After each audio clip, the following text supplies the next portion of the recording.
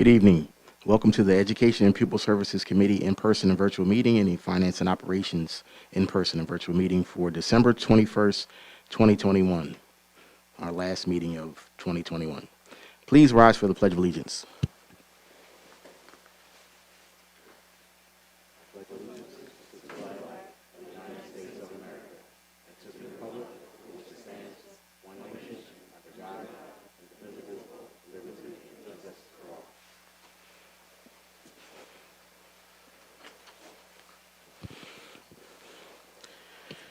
Before we call tonight's meeting to order, Dr. McGarry, would you please outline the public's participation procedures? Thank you. Yes, Board President Brown. The school district has learned during the pandemic that public engagement now more so than ever is so important. So we are running both a virtual meeting this evening and an in-person meeting. Tonight is a committee meeting, which allows members that are viewing online or those who are in person to ask questions directed to either board, and then the board will direct the administration to answer those questions where we can. They will also become part of the record moving forward. Tonight, if you're in person, you have the opportunity to comment or question before our virtual participants this evening. We ask that you provide your name, your address, and the specific agenda item that you're referring to when you comment or question. And then the board, again, will take that into consideration. And if the board members want to answer the question, obviously, on their own they will. If they want to direct it to an administrator to answer the question, an administrator will answer the question. Those who are participating live this evening, you can participate one of two ways. You can phone in a comment to 610-789-7200, extension 2000. Again, it's really important you provide your name, your address, and the specific agenda item you'd like to comment on. I do want to say to the viewers that are at home, there are two meetings tonight, Education and Pupil Services, and then there's a meeting, Finance and Operations. You can send in your question to either one of those meetings, hopefully before the close of the evening and before we move forward with any of those agenda items. You can also send your questions or comments into committee meeting questions at upperdarbysd.org. Please provide your name, address, and the specific agenda item you'd like to comment on, and we will definitely take those comments and questions into consideration, both virtually and in person. But as a reminder, those who are in person, go first. If you need me to update anybody, I'm certainly happy to do so. Thank you, Dr. McGarry. Please feel free to revisit that at your discretion throughout the evening. The meeting of the Education and Pupil Services Committee will please come to order. Roll call, Board Secretary, Mr. Rogers, please. Dr. Haig? Present. Mr. Desnoyers? Present. Mr. Warsavage? Present. Mr. Neal? Present. Ms. Williams? Present. Mr. Fields? Present. Mrs. Mitchell? Present. Mr. Brown? Present. Thank you, sir. The district posted this evening's agenda to board docs at least 24 hours prior to the commencement of this meeting. Is there a motion to approve that previously posted agenda? So moved. Second. Thank you. The agenda has been moved and seconded. Are there any amendments to offer? There are no amendments. Thank you. The agenda has been moved and seconded. All those in favor, please say aye. Aye. Aye. Those opposed, please signify by saying aye opposed and state your name for the record. Those abstaining, please signify by saying I abstain and state your name for the record. The motion carries. I will now turn over the Education and Pupil Services Committee agenda to co-chair Mrs. Mitchell. Thank you, President Brown. How is everyone tonight? Mrs. Kelly, if you could please review the agenda and then just roll into the first agenda item. Thank you. Good evening, everyone. Tonight on the Education and Pupil Services Committee meeting, we have three items. The first item is the 22-23 District one-page calendar, which will need board action in January. The second item is the Keystone Exams winter administration window, which is an informational piece. This will not require board action. And the third item is an update on the district's health and safety plan, which would require board action in January at the board meeting. So as we get started, the very first item, like I said, is the 22-23 district calendar, an overview of the one-page calendar. A copy of the entire calendar with the coding and the keys and everything like that is available on board docs, as well as a summary of events. Both are available on board docs for the public and for the board as we're going through this. But throughout this presentation, I highlighted the important district dates as well as the important state testing dates and dates for teachers and parents as they're planning for the 22-23 school year. This is also in accordance to our policy 803, which talks about planning and preparation for the next school year and adhering to all the guidelines that we have for the number of days students attend school as well as the hours that students have to attend school. So beginning in August the 23rd through the 26th of 2022, the teachers would return and begin their professional development. The highlight here would be that first day of school for the students. K through 12 would be returning back to our buildings on Monday, August 29th. We would have a 4-day week there, and it would lead up to Labor Day.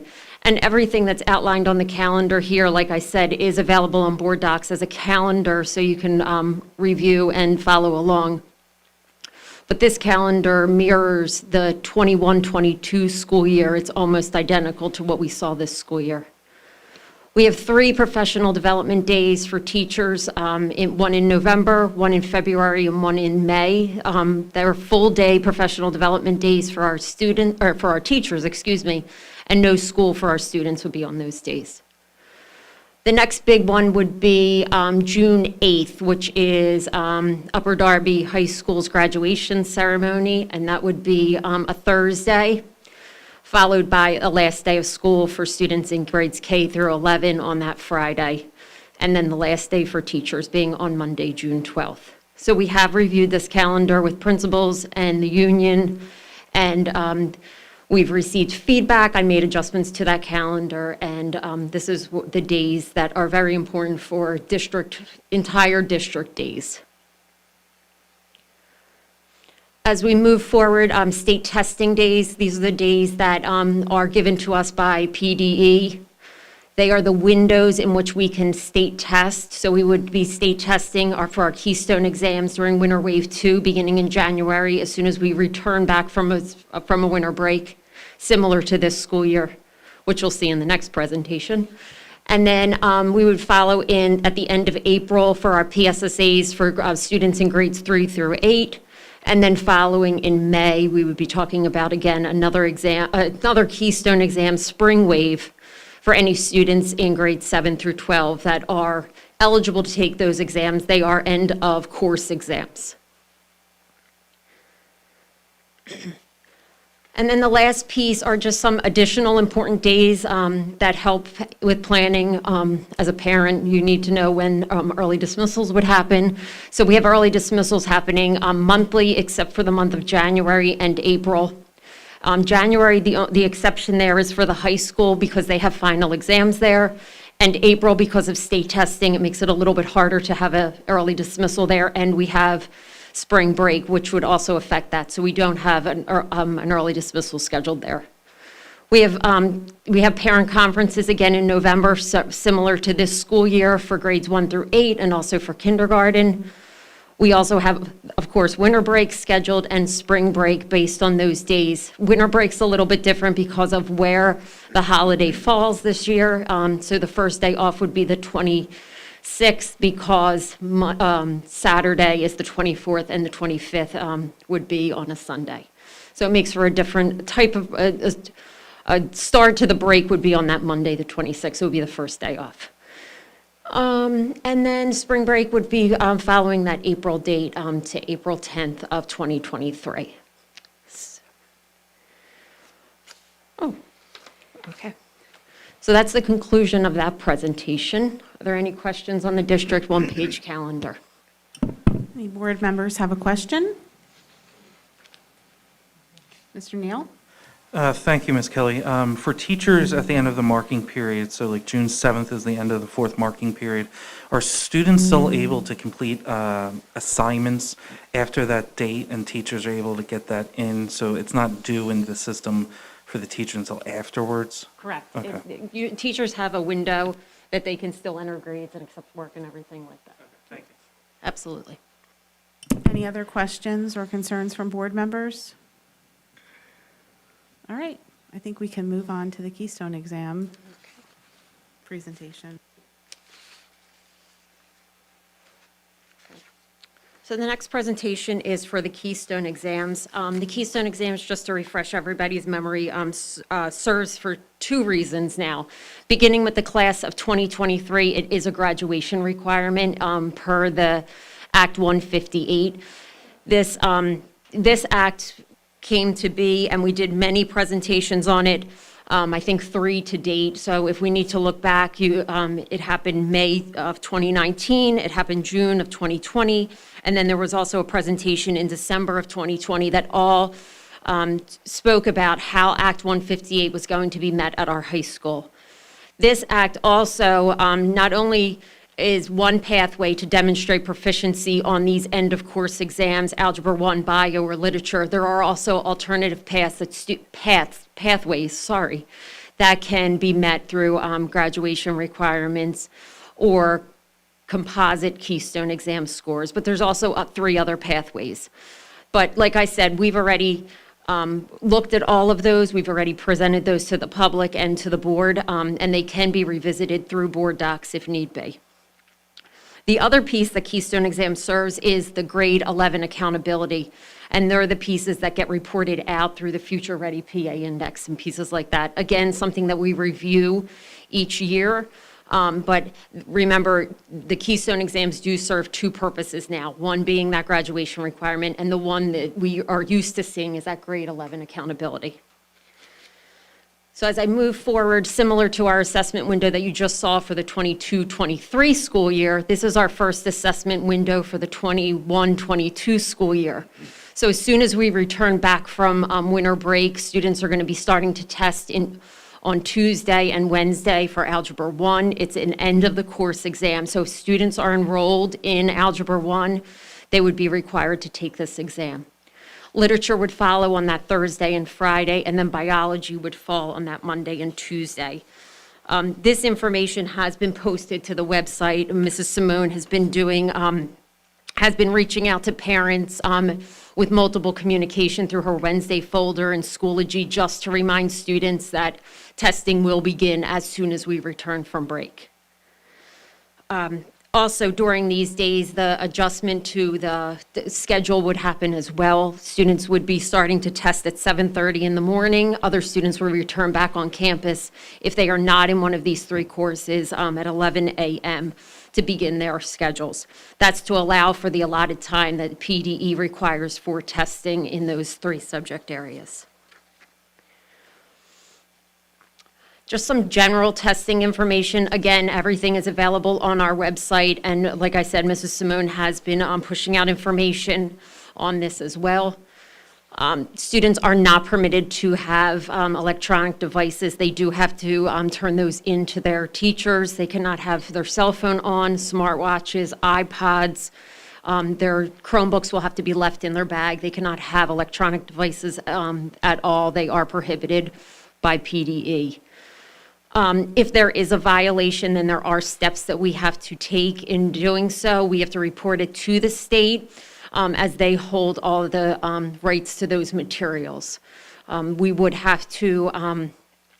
could have to do school discipline if necessary, depending on how PDE reacts, as well as we would have to say that the test might not be able to be scored, and students may have to retake the test.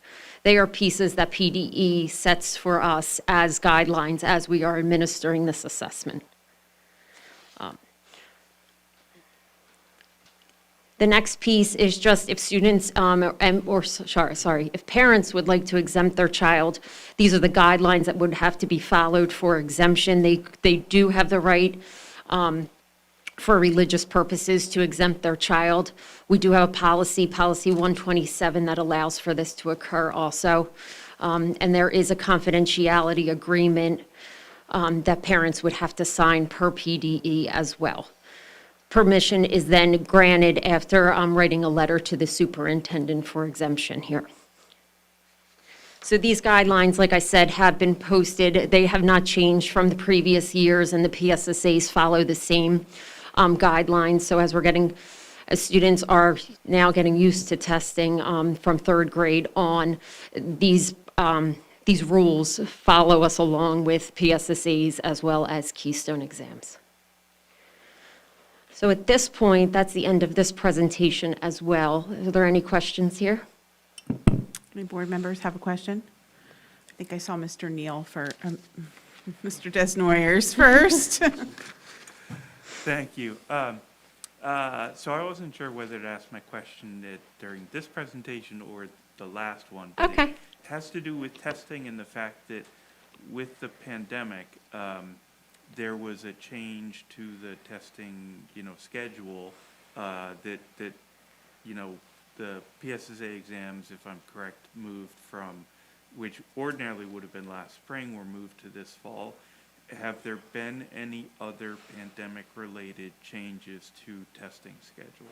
No, not at this point, but you are correct. So during the 2021 school year, they did extend the window, and you could have tested well into this fall. There has not been an extension on this window. So the window that you are seeing is window number 2, where we usually test anyway for Algebra 1, Literature, and Biology.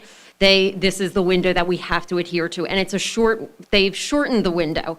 So you have 2 days to test algebra, you have 2 days to test literature, you have 2 days to test biology, followed by 3 makeup windows, and they have to be shipped out of your building by a particular date, and then they're done. So they've gone back to adhering to the shortened window that they've established a few years ago. Thank you. You're welcome. Dr. Haig? So this question is only somewhat related to the actual scheduling, but I don't actually know the answer. So let's say I'm a 10th grade student now, and last year I took Algebra 1, and I did not pass the Keystone exam, but now it's a graduation requirement. What happens to that student? You have the ability to retake the assessment if you choose that pathway. So if a student is below basic or basic and chooses to take the Algebra 1 exam because they were not proficient, they can take it and use that as their pathway. They could also graduate on that Act 158 as a composite, so your scores can be bulked or piled together, and you can pass or you can graduate on that pathway. So there's multiple different pathways to allow that, but you are able to retake the exam if necessary. Great. Thank you. You're welcome. President Brown, do you have a question? I see your microphone is on. No? Okay. Anyone else have a question? All right. Mrs. Kelly, I think Mr. Marshallek is doing the next agenda item. Exactly. So third item is the health and safety plan and update, and Mr. Marshallek will be presenting. Sure. Okay, so good evening, everyone. So tonight we're going to take a few minutes to go through our proposed updates to the health and safety plan with respect to masking. Recently there was the Pennsylvania Supreme Court decision that upheld the masking order by the acting Secretary of Health was not allowed, and we could not have to follow that order and vacate that order on December 10th. What that did was that put the masking back into the hands of school districts. So we'll kind of go through tonight in terms of what we're going to be looking at, current positivity rates, looking at the data we have that we currently review, we make these decisions, and then what our recommendation will be for either the January board meeting or potentially for the January committee meeting, depending upon how the board would like to go. So just a brief overview. Again, December 10th, the Pennsylvania Supreme Court did affirm the Commonwealth Court's decision to vacate the acting secretary's order, which again was the masking was required in all public school buildings and on transportation as well, which was a federal order, but it did maintain that order as well. Districts are now in charge of making that determination based upon what they believe is the best course of action for their school districts. And how that works is that will be approved through a board-approved health and safety plan, which we currently have in place. Our current health and safety plan right now still requires masking in K-12 settings for all students and staff, while we're in the high or substantial range of community transmission, which I'll talk about in a minute as well. Now, what's important for the public to know and for the board to know too, the Supreme Court's decision does not change the requirements for school districts or how they respond to COVID in schools. And I'll explain why that's important as well as we talk about masking and what could happen when students do remove their masks when there is a high level of community transmission. So first and foremost, we're still required to report all positive cases on our school property each week. In addition to the number of close contacts, and I'll describe what that is also, to the PA Department of Health for current aggregate numbers, but also for case investigation if there is what they call a link between two positive cases or more than two positive cases in a classroom setting or a school building. A close contact is determined in the K-12 school setting with students when they're correctly wearing a mask and they're less than 3 feet, they're considered a close contact. If students or staff remove their mask, that spacing jumps up to 6 feet. So anything less than 6 feet without a mask will be determined a close contact if they came into contact for more than 15 minutes cumulatively over the course of a 24-hour period of time with a positive case. Where we see that happen the most at our schools is during the lunchroom, in the lunchroom, when students do have their masks removed while they're eating. But in the classroom setting, it applies to students only when they're within 3 to 6 feet and correctly wearing a mask at all times. They're not considered a close contact if they are in that space between a positive case. Does not apply to adults, however. Adults are still have to maintain a 6 feet spacing from positive cases, even with or without a mask. Contact tracing, which is taking a lot of time with our school nurses and our principals when there is a positive case in school, and we're seeing a lot of it this week in particular. But this would be where the nurse or the principal or whoever they have assigned in their buildings would be going through and asking the infected student or the teacher in terms of who was within that spacing around them throughout the day. And that's how they would identify close contacts. Depending upon your vaccination status will depend upon the course of action that you have within our school district. If you're unvaccinated, this is how complicated it can get for our principals and our nurses.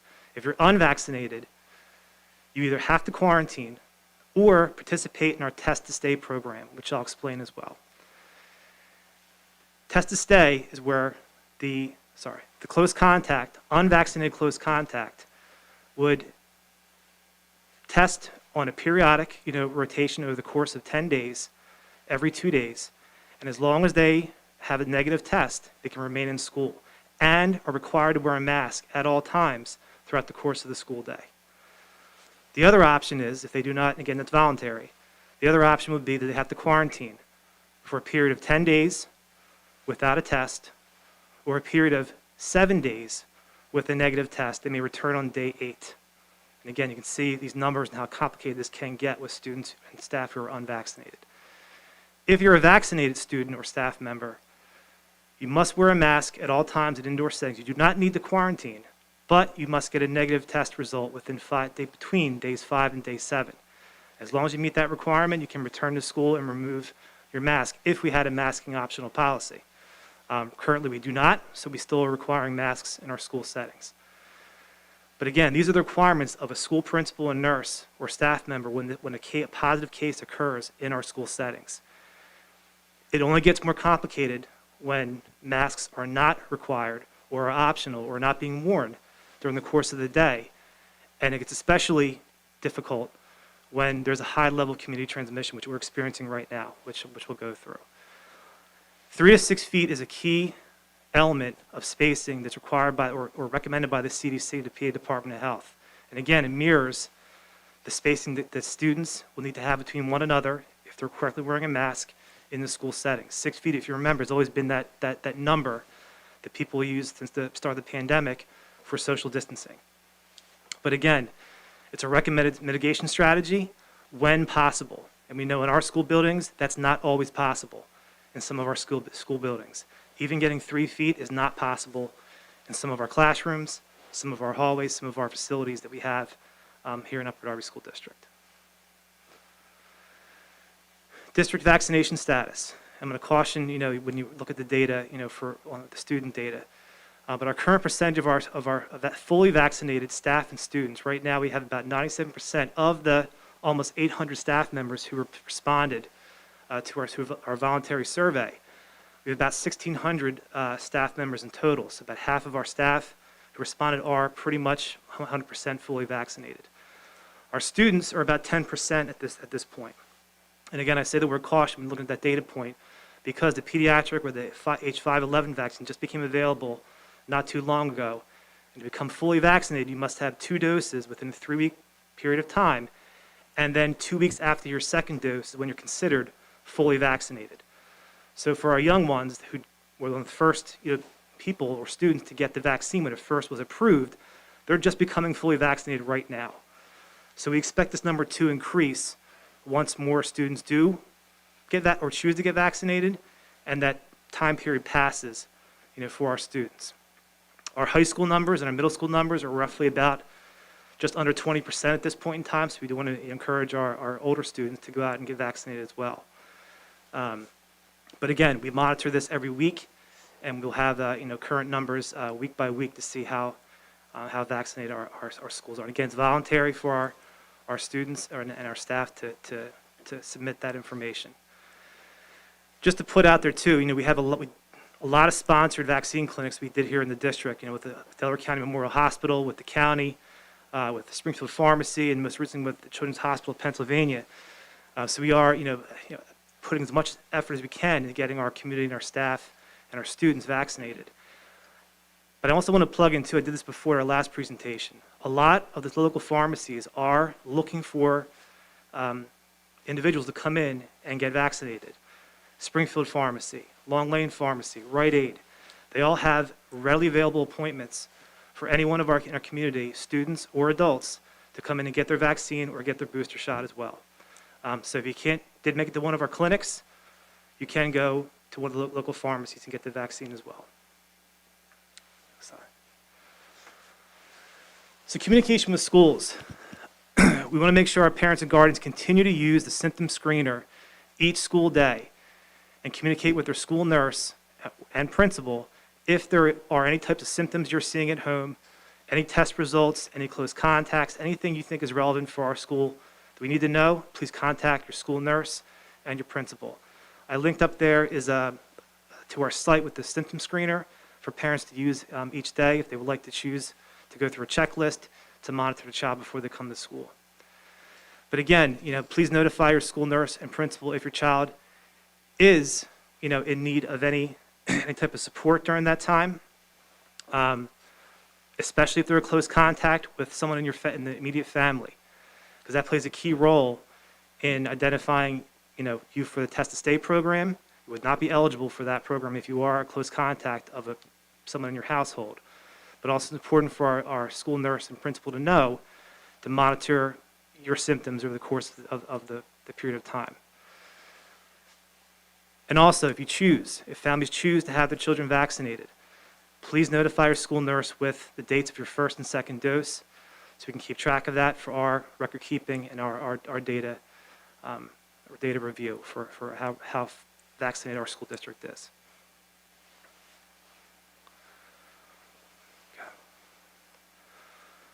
Okay, so the data points. I mentioned earlier before about the community transmission rates. So there are 2 data points that many school districts use to help with their decision making. One is the incidence rates per 100,000, and what that means over the course of the previous 7-day period of time, how often positive COVID cases occurred per 100,000 individuals within that population. So right now in Delaware County, we're 244.7 instances of positive COVID cases per 100,000 individuals in Delaware County. That is extremely high. And if you noticed with the community transmission table, that is noted as a high level of community transmission. It's the highest level you can go in CDC and PA Department's Health's transmission table. The percent positivity rate is another metric that we look at when making determinations for our course of action in schools. And what that is, that's the percentage of tests that came back positive in that most recent 7-day period. And again, 11.1. Yeah,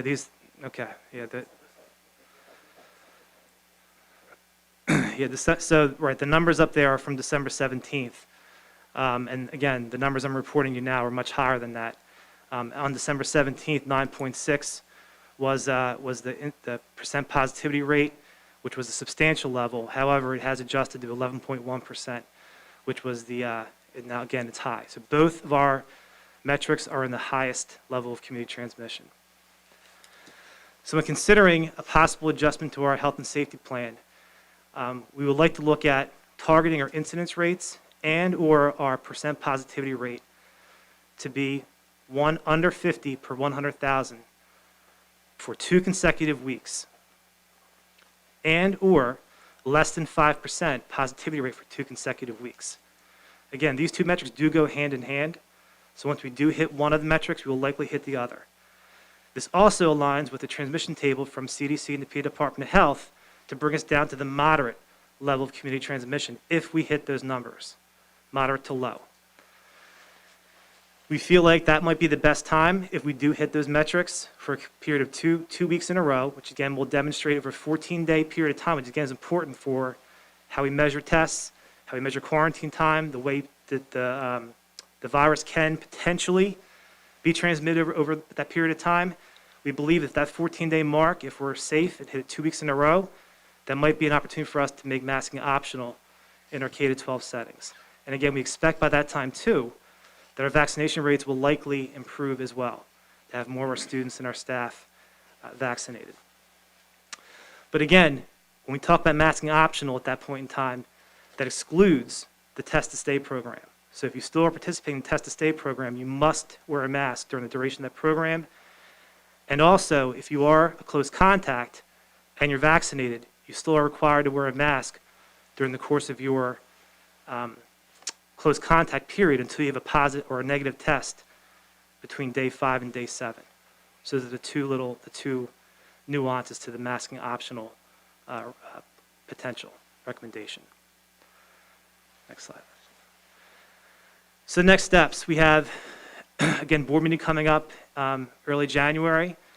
We can prepare the adjustment in the language in the health and safety plan to reflect what we just described for the masking optional based on those 2 data points. Or we can continue to watch the data and the levels of community transmission and potentially make a switch to what type of data we want to use to measure our decision making. But again, we have to make a decision at some point in time through our health and safety plan. My recommendation would be to go with the early January board meeting to put in the language we just described in the presentation. But if the board would like us to continue to monitor data, we're happy to do that as well. Bring it back to the January committee meeting and vote on it that night if we choose. And that's it. Thank you, Mr. Marshallak. Are there any questions from board members?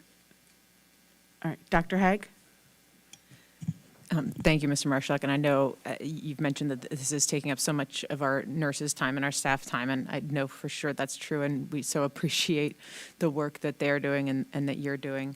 I first wanted to ask a clarifying question. You said you've got the incidence rate and the positivity rate, you've got this and/or, and I'm not totally sure. It sounds like are you saying you're still working on that, whether it should be and or where are we on that? So it'll give us the flexibility to look at either one. Typically, like I said, in most cases, one does not drop without the other. But if there's an example where if we have, let's say, 5.5% positivity rate and we have 48 individuals per 100,000, we may want to make that recommendation to then monitor that for 2 weeks. If we stay there for 2 weeks, make the recommendation to go masking optional at that time. If I can just add to that as well, Mr. Marshallak, right now we're relying on the dashboard that's provided. Prior to the opening of the school year, as everybody knows, we were partnering with Chester County Health Department. School districts had more intimate data localized to your communities and your school districts. We don't have that access to that data any longer, but we could be moving in a direction that when the local health department in the county gets up and running, there is consideration that they be able to get access to that kind of data and provide us that data more localized. So right now we're looking at a county, much larger scale. If there's an opportunity to look more closely at our own data, this would provide us that flexibility too, to look at actual community transmission and positivity rates within our Upper Darby School District. Okay, so I see you, so you're saying we have two options as of right now to make this decision by the January voting meeting or to discuss it more at the January committee meeting. I guess I'm just not quite sure what, am I hearing you say that you want us to vote on whether to allow, whether to switch to, I'm not, I guess I'm not totally clear what the decision is at either of those two meetings. So, so the health and safety plan has to be board approved, right? And this is going to be a major shift in our health and safety plan. What's the shift? Because is this not more or less what we have right now? I know. So it is, and what I mean by that is because we've been under a mask order for so long, and I think, and it's also a hot button topic right now, that we want to make sure we're clear and we're open and transparent about what we're doing, and we have the data to back our decision making as well. Okay, so sort of like a reinforcement, if you will. Is that? It's a reinforcement, but it's also a conversation. Earlier there were conversations about, the Secretary of making this, and the court ruling wasn't that they didn't have the authority to do it. It was the avenue and how improper it was by going about it. So it really comes down to, school districts are now left in muddling through these decisions. And by muddling through these decisions, we're talking about with the board and the public, hey, the administration feels that we should keep masking. And I know that's a controversial conversation, but as Ed really pointed out earlier, social distancing, staffing, contact tracing, they are still very much a part of what we're dealing with every day. So for the public to remind everybody of the data points and the values that are out there, we're saying, look, our recommendation is if the board wants us to consider to move out of masking, here are those data points again that we would like to consider. To be clear, we don't want to make the vaccination process the #1 priority given the percentages of where we are. We would hope that by going down below 5% and the number of incidents below 100, that would speak to less spread, hopefully higher vaccination rates, all working in tandem, and the focus on vaccination of our students in our community is just happening by the very nature of naturally occurring versus making that data point the #1 priority. So we're actually, to your point, we do have in our current health plan that Ed had put together the opportunity to kind of use these data points to come out of masking anyway. But we feel like to be very specific about the number of cases under 100,000, where earlier I think we simply had being in low for a 2-week period of time. Okay. We're really trying to articulate the specific data points. So if anybody asks, well, what is it, Dr. McGarry? Is it one or the other? What number is it? What percentage it is? We're trying to be clear. And if it requires more conversation, to your other question, we're willing to have other questions about this coming out of winter break because our current health plan already says we can keep masking. We're simply having this conversation so that the public and the school board know that we're aware of it. We're aware of the masking order and the conversations that I've had. We know that we've been having these conversations throughout October and November with all of our home and school associations. So it's just another opportunity to engage, but very good questions. It's kind of in our health plan now. Yeah, right. Okay, so I just wanted to say a little bit more just to sort of comment on the sort of sensitivity of this topic and remark on the fact that I have 2 first graders at Westbrook Park, and any parent of twins will tell you twins are really no more alike than any other siblings that you have. But I'm incredibly lucky that they're both, they could care less about masks. I mean, most of the time they come home and I sort of have to remind them, hey, you're home, you can take your mask off. But I get, as parents know, kids are all different. And I've had those battles with kids about brushing teeth and cleaning up toys and going to bed. So I just want to make clear that we certainly, but I think I also speak for a lot of members of the board, certainly sympathize with any parent that's having a kind of a battle with their kids about masks. These battles are incredibly frustrating and draining, and so I really have a lot of sympathy for any parent going through that. But I also see how, and I see how we're all very exhausted and frustrated with sort of shifting guidance and new variants and new data, and it's all so exhausting. But it makes me think so much of like my grandparents' generation, right? The greatest generation that fought World War II and had meatless Mondays and wheatless Wednesdays and victory gardens. And my grandmother was not Rosie the Riveter. She was Irene the Inspector. She was actually a school teacher, but during the war she was an inspector for Boeing, which is something I'm certain she never expected to do. But my point is, when we had this sort of very visible enemy everyone came together and there was so much sacrifice. And I just think we still are those people, right? We're still people are still capable of so much sacrifice. And I think the fact that we don't have, that the enemy is this invisible thing makes it harder. But I just want to, I really want to thank everyone who is cooperating, thank all the parents and the community members and the staff and everyone who's really pulling together through all this, and just ask, to just keep it going, exactly, that we are in this together, we are making these sacrifices, it stinks, but we've got to keep doing it, because we're saving lives, and as annoying as it is right now to wear a mask, it feels like a very small price to pay, and I'm willing to pay it, and I hope all the other parents will jump in and keep fighting those battles, again, I can't say enough about how much I appreciate all the effort that community members, and also especially that our staff, our nurses, our teachers, and our administrators are putting into all of this. So thank you. Thank you, Dr. Haig. Mr. Warsavage? Yes, thank you. And just to comment on Meredith's remarks, that they were breathtaking. It took the word, I'm normally very, very eloquent, but that just took the words right out of my mouth, and it spoke for so many of us, so thank you for that. The only two super quick questions that I had were, in terms of those data points and those goals that we want to reach so that masking can be optional, in your review of historical data, has there ever been a past point of reference where we have been able to attain those goals, looking back on that for that kind of period of time in consideration of different variances of the disease? I guess I'll stop there with that question. I think coming out of last school year, when vaccinations became more,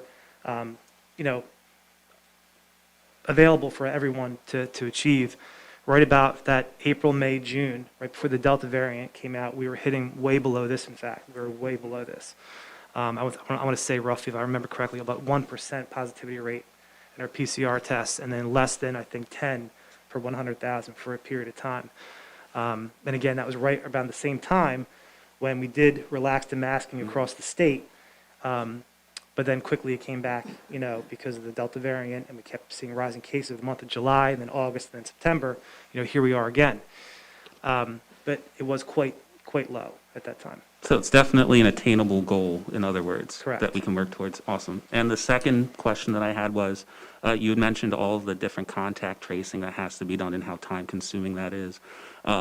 Again, looking at that data historically, most recently, are you able to tell us in the community where a lot of that transmission tends to happen so that we can be a little bit more cognizant of staying away from, or at least be making considerations of certain things as we engage this holiday season?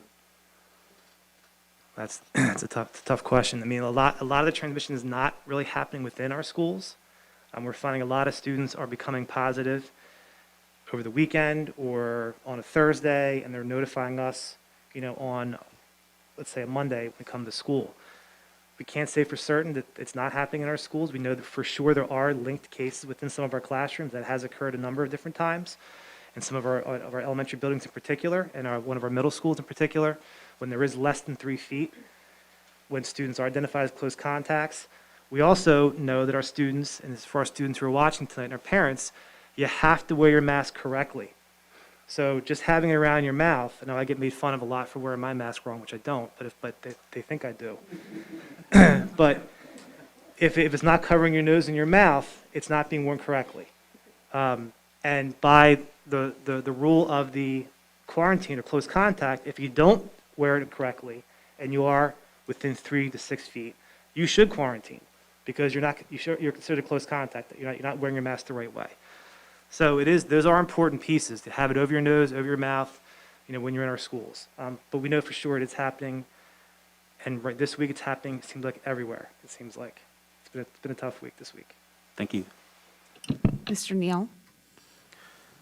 Thank you, Director Mitchell. I just want to get some clarification, and it's more going to be me providing it, but the December 10th decision that came down from the Supreme Court affirming the Commonwealth Court's decision to vacate the acting secretary's masking order, came down to not that masking was illegal, but the order itself that came from the acting Secretary of Health.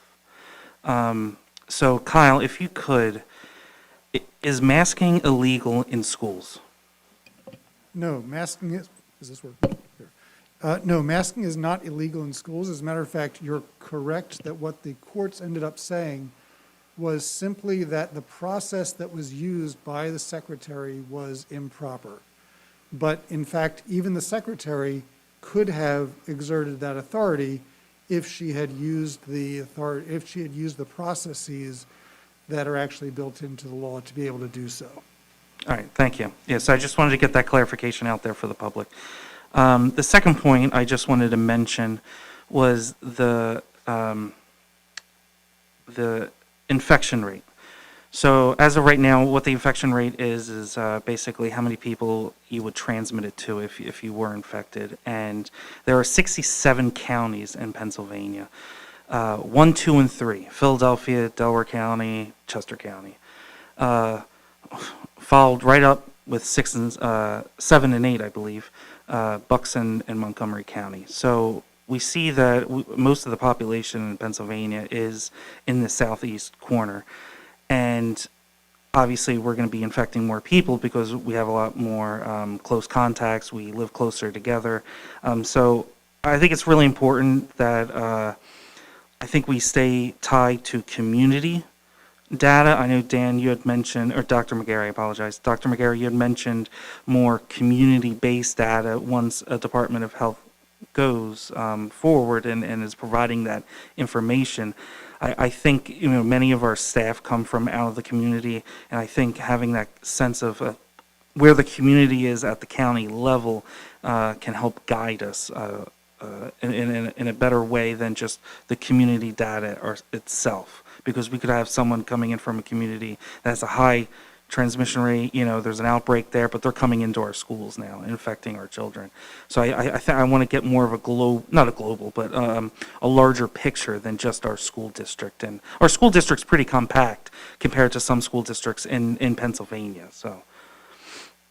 Yeah, and that's a fair conversation, but it's also important, that there are local decisions that are made and local review of information, especially during the school year, as far as, if the community transmission rates in Upper Darby are low, and it's in our community, whereas other communities during certain holidays or certain times are traveling and going different places, but ours remain low. As Upper Darby's actually, in some periods of time in 2020, we were lower than surrounding areas. That would provide us some different freedoms with our kids and our community as well. So if we can get our hands on that data, it might allow us to have different social and emotional opportunities, different learning activities. So it's a combination of working with localized data and data beyond our schools, because we're going to get questioned without a doubt by families and by communities about why one community is doing something and why you're not doing something. And we're ready to have those conversations. We have obviously a lot of data to review. We just want to make sure that we're looking at our community, the social and emotional needs of our community and our staff, and talking about that. We also know that in meeting with the medical professionals, whose name I'm not going to put out there because it's unfair to them, they volunteer to meet with superintendents, they've made it clear to us too, as just as recently as today, do not close schools right now. Keep going. Keep your mitigation strategies in play. Keep pushing through. You're doing a great job. Schools are doing a better job than just about everybody, and the focus is on keeping kids in school. And that really is why we're trying to use this data localized, and to your point, David, on a state and county level. We'll certainly do all of those things. Thank you. Vice President Fields. Thank you, Director Mitchell. Thank you, guys, for the presentation. I have a question about communication with schools. Please notify your school nurse once your child is received, et cetera, et cetera. Is this the only way the parents? No. Is this the only way the school knows whether a child is vaccinated or not? And is that where we're getting our 10% number from? Is that how we're determining 10% of the kids being vaccinated? So right now, we are relying on families to voluntarily, give that information to us. We can also get it when a student is identified as a close contact, and a parent does say they're vaccinated, we can ask Right. then at that point in time. If we didn't know at that point, we would know then. There is something the nurses do have access to called the PA-CIS, which is a database for all the immunizations across the Commonwealth. Okay. But again, you're looking for a specific student. So, and that, again, that also relies based on how quickly the vaccinator enters that data as well. Right. But we want to encourage our families to, grassroots effort, kind of let us know, and then we can track it. At this point, obviously, it's not required by any, authority, but we're Okay. asking families to cooperate with that. Okay, so, I mean, is it possible that there's more people, there's more kids vaccinated? Is it possible that number is higher? We just don't It's- know because we haven't been notified? It's certainly possible, and if we keep in mind, too, we just started really pushing for this information over the past week. Okay, So once we're going to continue to do that as well, pushing it out with the principals, pushing it out with our nurses. And we've gotten a pretty decent, within that first day after that parent list went out, a number of emails came flooding in with Okay. dates, and so we expect it to continue to increase. With that, okay. But we certainly think there is a higher percentage of students who are fully vaccinated at this Okay. time. Okay, I'm trying to remember I can't remember if I filled out a form for my work or for the school as to vaccination status. I know how to do it for my work. Yeah. I think we had one for the district. So Don, you're right. I mean, I think right now we're focused on 5-year-olds and older. Going into the school year, Ed, we did put out in our communication updating the nurses' forms coming in. Remember, at that time, coming into the school year, it was only secondary age students. Right. So this data right now is taking into consideration population where the 5 and older is so new, and we just held a vaccination clinic yesterday where over 300 students were vaccinated, thanks to Ed Marshallak and Children's Hospital and the team that worked with Ed to pull that off. But I think this percentage is also based on compliance with giving us the information, and really those cards that were coming in. We did ask for that information this summer, correct, going into the school year? Yes, we added part of our student information cards that came in, Okay. but again, we're relying on Parent input, family. data, input. putting it on there, Yep. willing to put it on, being willing to put it on there, and, but, yeah, so, again, we're gonna keep pushing our families to, and put out there again, we want them to let us know when and if we, they do choose to get vaccinated, to let Sure us thing. know. Yeah, parents, please let us know. Yep. Right. Yep. On the data points, is this the bottom 2 points, is this a if, then, target incidence rate? So on the data point slide, I just want to know if is that an if, then? Like, so if we're at 5%, then we're going to optional, masking optional. Right, so it'd be, exactly, if we hit that data point, or the data points 2 consecutive weeks, then we would have masking optional in our school district K to 12, with the Okay. exceptions of test to stay and quarantine for vaccinated folks. Okay, and the last time we did that was end of the school year last year, right before the summer started, before the Delta. For a very short period of time, we Very had short masking optional, yeah, Yeah, in our okay. ESY program and summer programming. Yep. Okay, okay. I want to say, so thanks for answering my questions.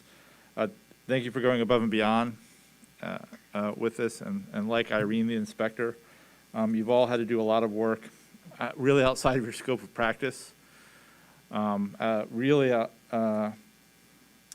probably not what you signed up for, and a lot of people are saying that, so I really appreciate that. Like vaccine clinics that Dr. McGarry just mentioned, and it hasn't been just the kids, like from the beginning, we've been, this district, these Upper Darby School District employees have been trying to get this community vaccinated as best they can, so it's your efforts, it's everybody here's efforts, and it's really appreciated.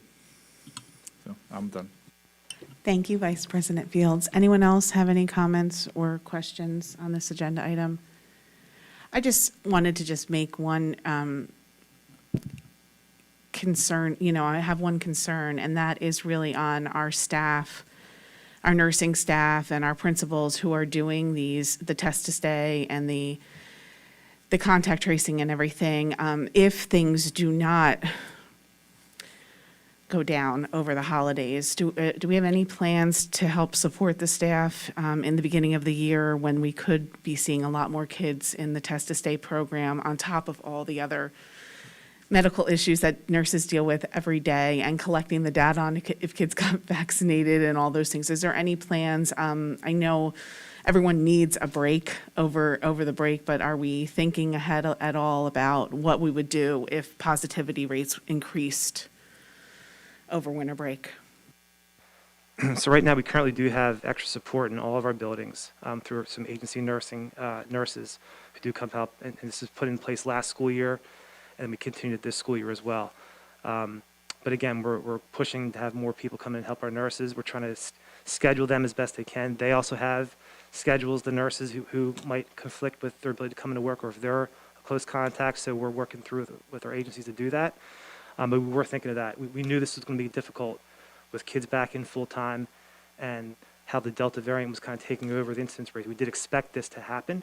That's why we put in those extra supports. But we do need more. We do need more for sure. So we're looking at filling those spots as fast as we can. Thank you. Thank you to everyone who is going through these challenging times on the ground. Any other comments or questions from board members about this agenda item? Okay, so I think at this time we'll move into public comment. Are there any public comments in the boardroom on any one of these agenda items? Okay, if you could come to the microphone and state your name and address for the record, and let us know what your comments or questions are. Thank you. Savan Jalosian, 1144 Myrtlewood Avenue. I am here this evening to bring attention to the fact that the same CDC guideline data guidance monitoring system dashboard that the school board and administration are using is the same data used by neighboring Delaware County school districts, where current masking is masking optional / recommended and is not required and enforced. Specifically, these school districts are Ridley, Springfield, Marple Newtown, Wallingford Swarthmore, and Penn-Delco. The same CDC weekly data that is found on the dashboard that Mr. Marshalik presented, today's data was 244 per 100,000 is deemed high. The percentage of positivity of 11% is considered high as well. This data is made available to all of my previously mentioned school districts. They are using the same data. The data is not being manipulated. They're in the same county as us, but yet these school districts are mask optional, and Upper Darby School District is not. To the best of my knowledge, these school districts have not implemented target incident rates for masking requirements. And this is why I'm here today, to voice my concerns and my requests to make Upper Darby School District masking optional, and to make it now. Not at the next school board meeting, not on January 17th, but today. Masking is not a one policy fit all. Masking a healthy child is inhumane. Masking a healthy child is cruel, and it makes them suffer. Our children have suffered too much for too long. Masking a healthy child goes against every basic right. It goes against every right of the parents that this school board and that this administration has taken away from me. You have failed to give me the option.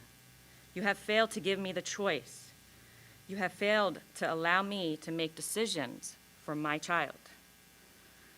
Masking should not be dependent on vaccination rates, and it should not be dependent on target incident rates. In addition to this, and equally important, is that masking is disruptive and highly detrimental to a child's learning. We can't even say that our children are developing minimal linguistic skills. They're not developing these skills. Our children are visual learners. They are in a monkey see, monkey do environment. They can't see the mouths of their teachers. They can't see how to pronounce words to increase their vocabulary.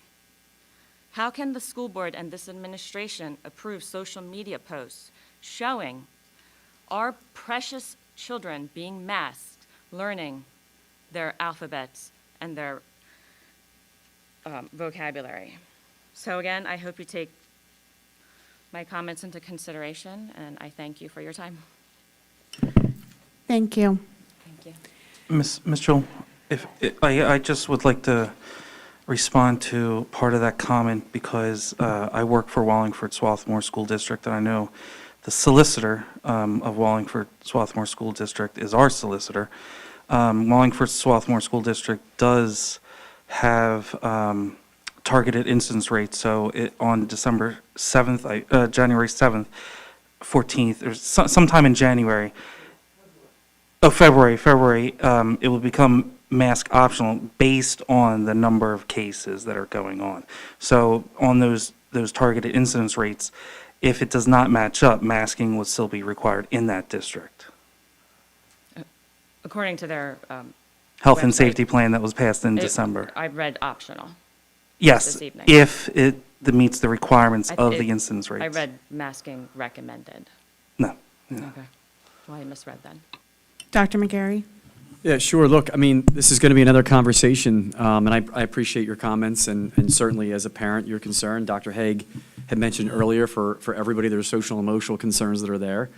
We stand behind our social media commentary and our posts that go out there. We're getting information from some pretty well-trained professionals, medical professionals, who are giving us this advice. Look, I mean, for whatever it's worth, it's become a politicized conversation. You know, our job is to put the information that we have in front of us with people that we trust to make decisions for kids. Our number one priority has always been, and will continue to be, keep kids in school the safest way possible. It's not really a debate over whether we think the masks work or forcing a vaccination on anybody. It's really, these are the rules of engagement that provide us the best opportunity to keep teachers in front of children in our schools every single day. I would like to reiterate that there are a lot more school districts in Delaware County who are remaining not masking, just like Upper Darby School District is, just across Route 1, up the pike toward Glen Mills, an intermediate unit that's local. There are a lot of other school districts that are taking the medical advice that we receive, the facts that are in front of us, and making those decisions. Could be that in some of those other surrounding school districts, they have 80 to 90% vaccination status among their kids, and they feel like they can move in that direction. We're a much larger school district. We are far more complicated, and we have spacing issues that add to this. We're not being left without contact tracing. Our nurses are overwhelmed. Staffing of our schools, we have a high number of parents that are going out that have children that are becoming COVID positive in other school communities. There's a lot that goes into this. I don't want to discredit your personal beliefs about that, but these are the rules of engagement. And we are going to put our best foot forward to support you, to support our kids, but also to keep our schools open for in-person instruction. And I think sooner than later, we are going to see ourselves in a different place. We've had conversations that hopefully we can get through January and probably into February. That's why other school districts are looking at that time frame, because we're hearing from the projections from these medical experts that it could be a better place once we get through winter break. So that is our process. We agree there's a social and emotional aspect to some of these for some of our kids. That's not lost on us when we make these decisions. Believe me, many of us have our own kids. We understand where that is. But we've got to continue to move forward, as Dr. Higgs reiterated today, together, and keep moving in that direction. And that's our game plan, and we're going to keep doing that. I'm sorry, am I allowed to comment? Sure, go ahead. Thank you. The committee My meetings are a two-way conversation. Obviously, we can't go on about it all night long, but go ahead. My emphasis was masking a healthy child specifically. That is my area of concern, you know. That's why I'm asking for masking optional. And the same rules apply if I was sick at work. I should stay home. If a child is sick, they can stay home. If they would like to mask, I respect the decision of that parent, of that guardian. They can mask. But my emphasis was on masking a healthy child. So, thank you. Thank you. Thank you. Thank you. Are there any other comments or questions in the boardroom on any of the agenda items on the Education and Pupil Services agenda? Mrs. Buford, are there any online?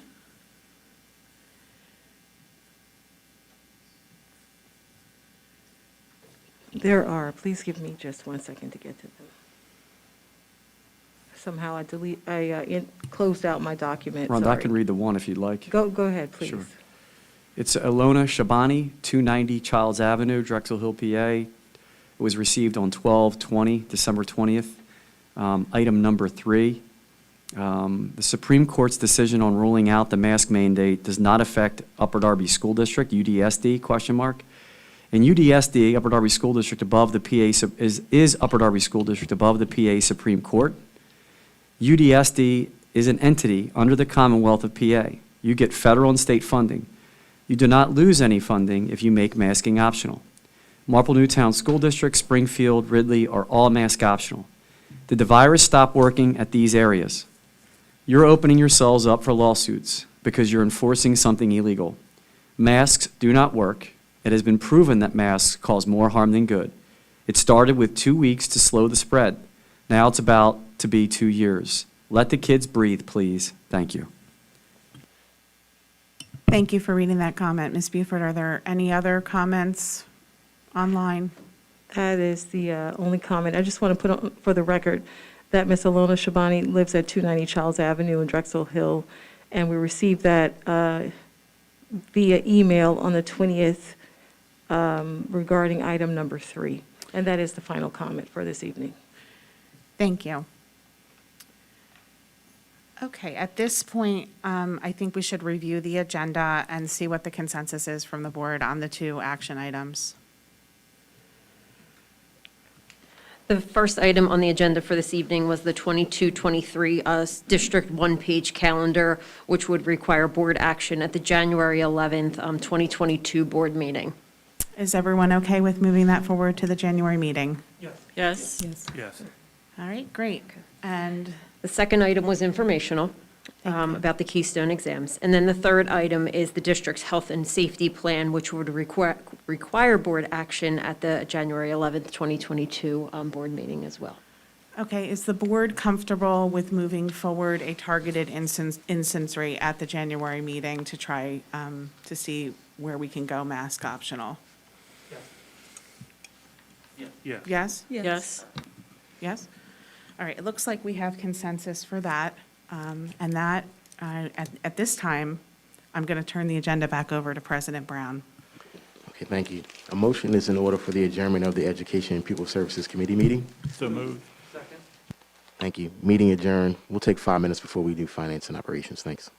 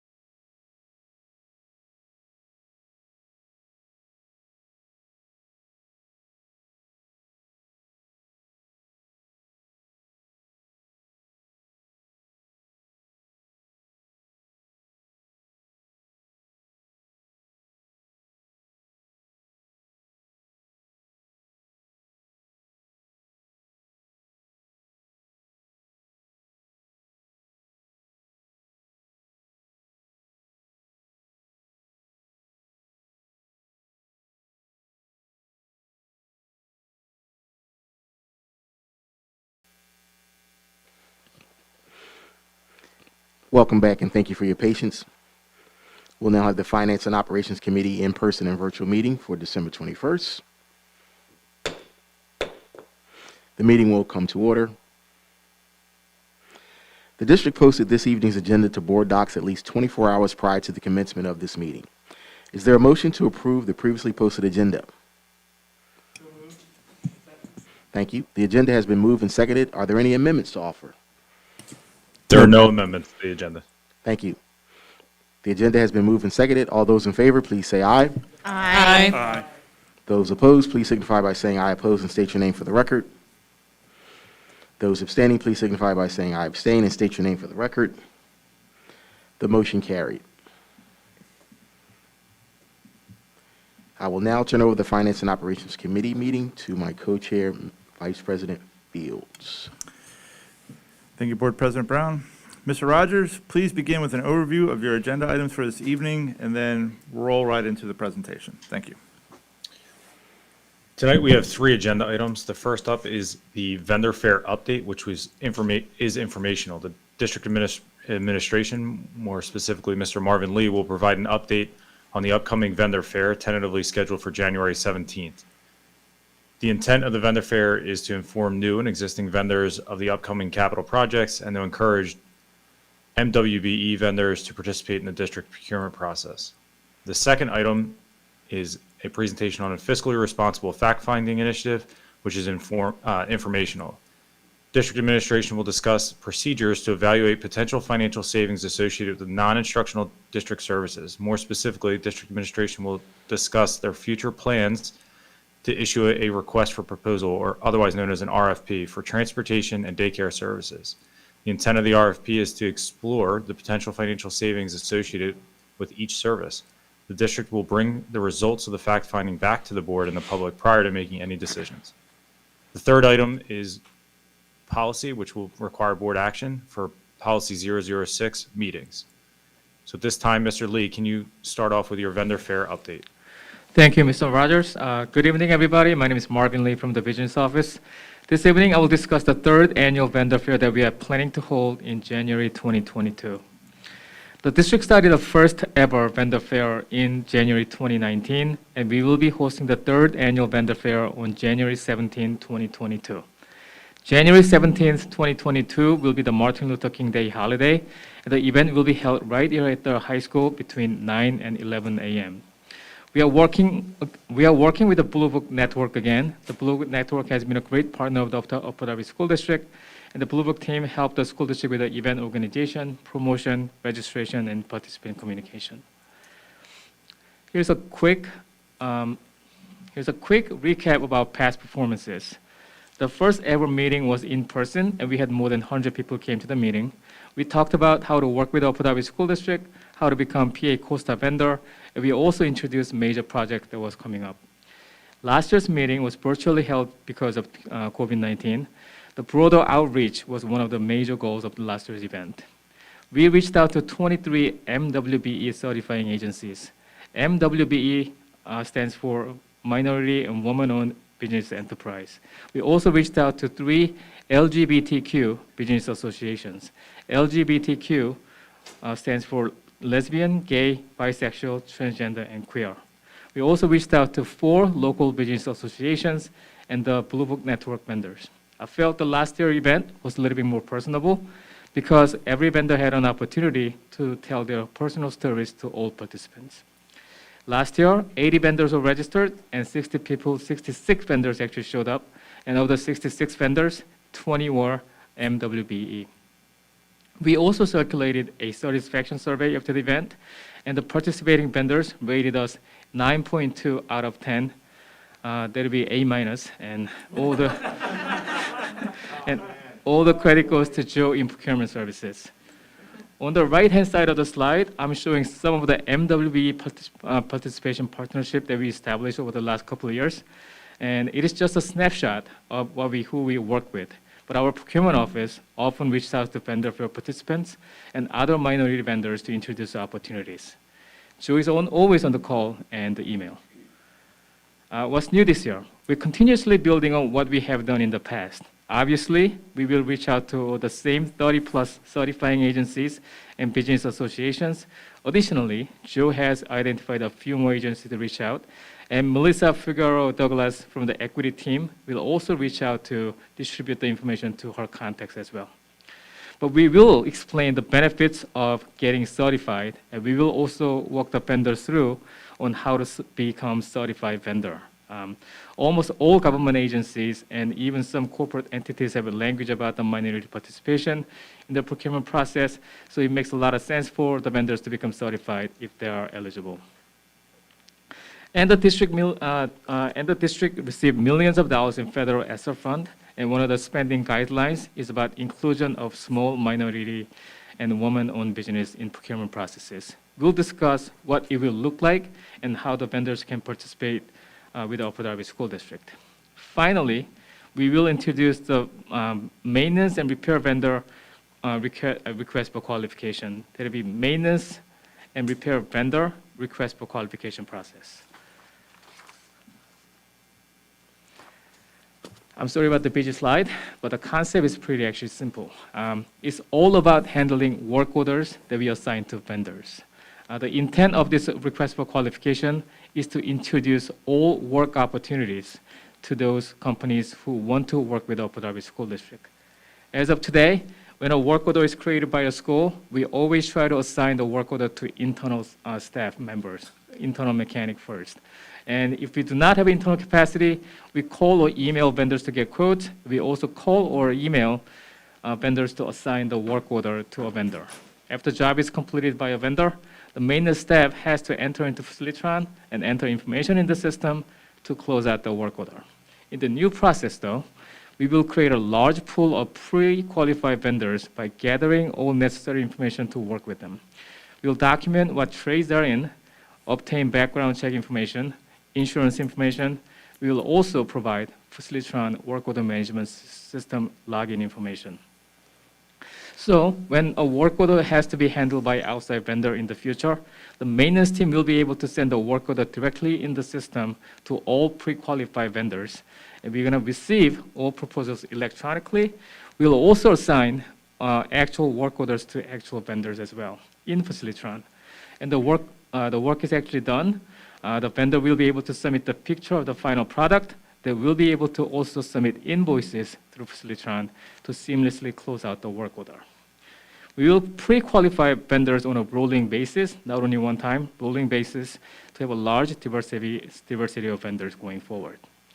This project will streamline the work order. The district will be able to get the best value through competition, and all qualified vendors will have the equal shot at the job going forward.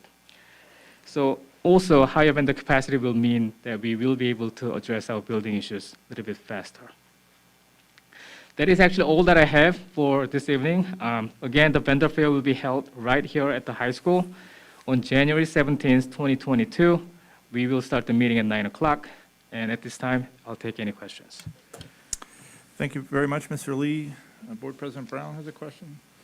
Yep. So I'm kind of familiar with this process through my previous job I had many years ago with PEPM and things like that. So does, and I see you have some different terminology. Does best value mean low bid? Doesn't mean low bid. Ah, okay. It does not. Does not. Okay. Thanks. Anybody from that? No? A very thorough presentation requiring no questions or only one. Thank you, Mr. Lee. Thank you. That's right. You're an A+ in our book, Marvin. Okay, we can go to the next presentation. All right, so next up is the fiscally responsible fact-finding presentation. So we actually don't have a visual presentation. This is more of a discussion for the board and the public to understand what the district administration is actually moving forward with. So every year, as we start to roll into our budget season, we are always looking at opportunities to improve revenues and expenses. There's always external factors as well that we have to pay attention to. There are definitely times where the external factors end up in a situation where, from a revenue perspective, we may be in a situation where it's level funding from the state, increase, decreases, or other areas that are external that could potentially cause decreases to our revenue streams. On the other end, with expenditures, that you're typically seeing the majority of your expenditures increase because about 70 to 75% of your budget is always employees, personnel, and benefits, which are dictated by union negotiated contracts. So you typically have an increase to your expenditures, and you hope that the increase to your revenue either matches or exceeds your expenditures. So every year we're always looking, how can we be fiscally responsible? So at this time, we started looking at two services that are non-instructional services, because at the end of the day, our number one goal is the instruction and education of our students. So the two areas that we would like to explore, that we are going to explore, are transportation and daycare services. So what we're actually discussing is putting out an RFP, and we're just using this presentation to inform the public and the board that this will be out publicly, that we are pretty much doing, the fact finding is somewhat of a research project if you were to equate it to a school homework assignment. So what we're doing is we're going to go out for an RFP. We're going to seek out proposals from contracted transportation services and daycare services in order to evaluate whether or not the district could experience a significant financial savings as a result of it. One of the things we're keeping an eye on both fronts is on the transportation side. We want to make sure that our union workers stay as union workers. They potentially benefit from maybe more competitive wages and health care through these potential contracted services. On the daycare side, we are keeping a keen eye on the impact to our parents as well, as just not the employees, to make sure that our fees that are associated with utilizing the daycare service are in line or at least closely follow what we're currently charging our families.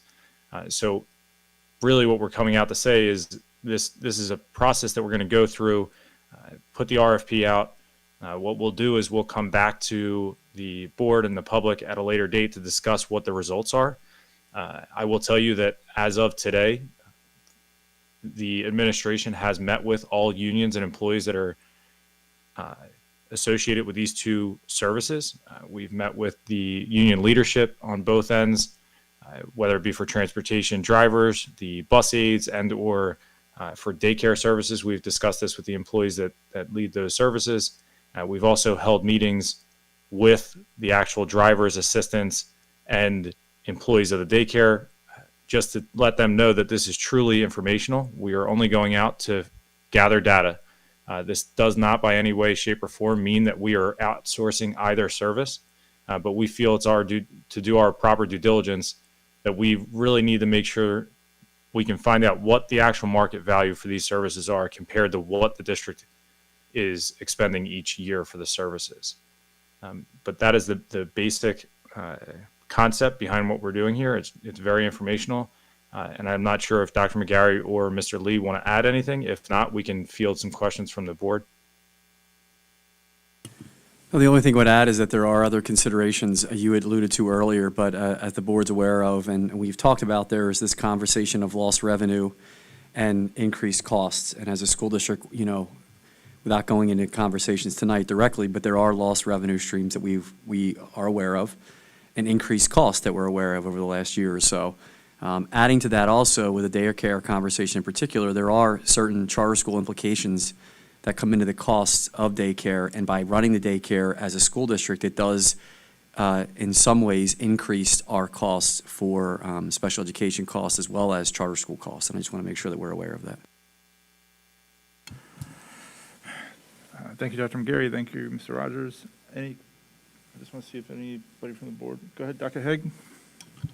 So, Mr. Rogers, you talked about reaching out to union leadership, and I just want to, and I think it's important to me, certainly, that we're not that this isn't part of a sort of a deunionizing or union busting sort of effort.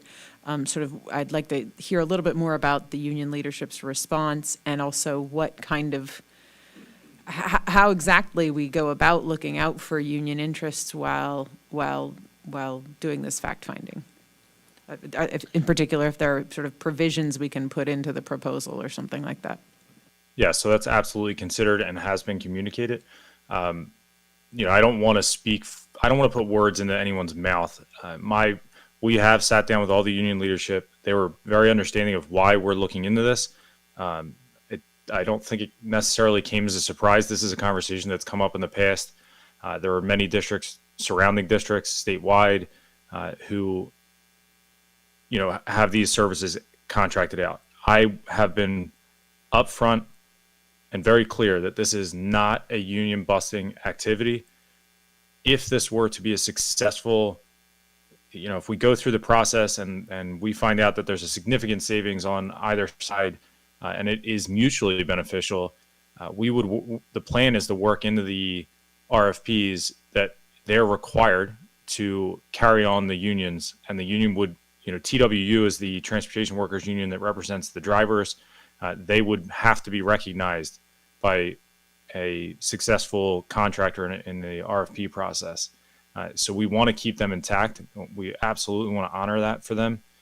The other piece of this, and in many scenarios, a district goes out, this public conversation we're having right now would not be happening.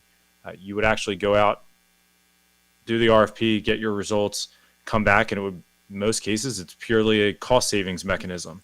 I think Upper Darby is unique and very different in the sense that, we are a family, and we want to make sure that if we are to go down this path, we want to build into the RFP that it becomes mutually beneficial, and this is a team effort. And what I mean by that is when you outsource any kind of service, the number one loss immediately is PSERS. You no longer have a right to participate in PSERS. So that's not a positive. So the flip side of that is we want to make sure that, on a wage and a healthcare perspective, that when we put out the RFP, we put floors so that the responders have to go to a certain point to make sure that it's actually slightly better than what we're offering to help offset the loss of PSERS. There's a lot of different nuances where, on our projections for transportation specifically, there's an opportunity for their net pay to increase pretty substantially. One of the main factors there is unemployment opportunities. Transportation contractors typically cover all of the summer, so they advise you and support you going on unemployment through the summer, and you could potentially make anywhere from $4,000 to $6,000 a summer just from the unemployment wages.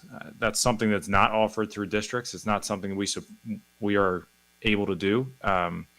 So we are taking all of that into consideration, and that's what I mean by hoping that if it comes back positive, we're not just looking from a financial perspective of the district. We want to make sure that our employees come out and it's a win-win. And when I reference coming back with the RFP results, I've also promised union leadership and the union members that we will come back and hold the similar meetings that we've held over the past week with them to make sure that they know what the results are, and there's a collaborative conversation prior to anything coming back to the public. Thanks, Mr. Rogers. Thank you. Mr. Disnoyers? Yes, I would just like to check if, in fact, the result of the fact-finding demonstrates that some savings are possible if the district goes in this direction. The board is under no obligation to contract out the services if, say, the board decides that non-financial considerations outweigh any financial savings. Is that correct? Yes. In order to award the contract, the board would have to vote on it.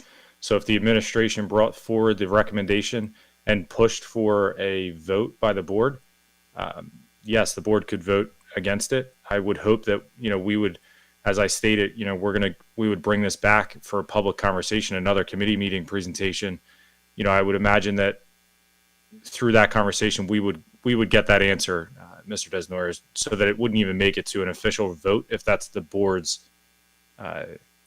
evaluation of the process. Thank you.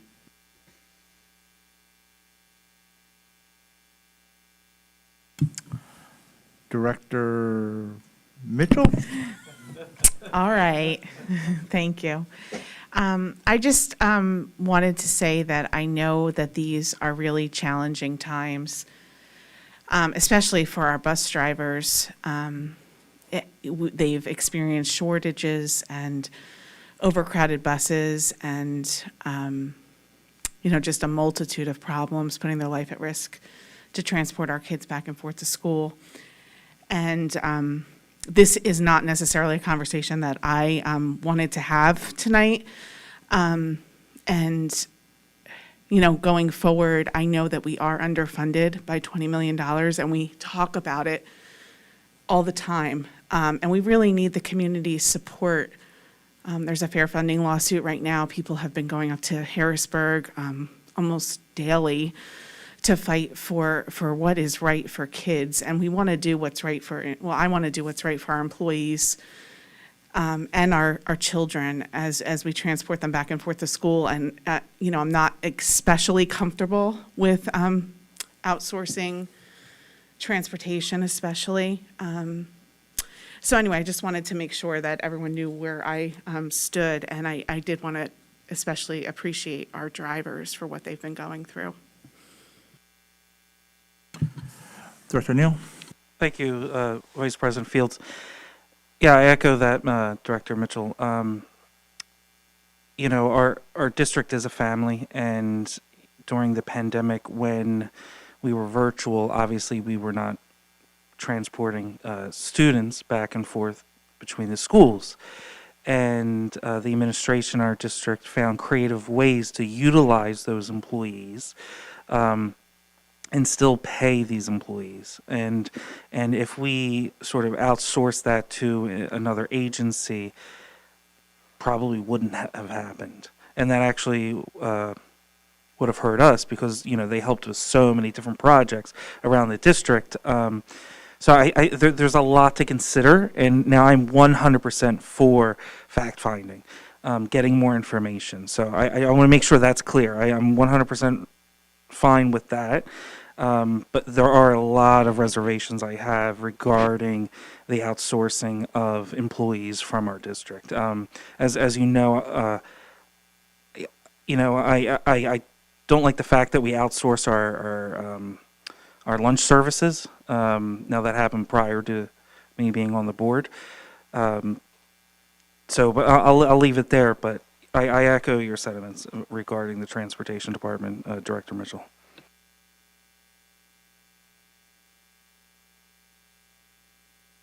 I don't see any other comments from the board about this.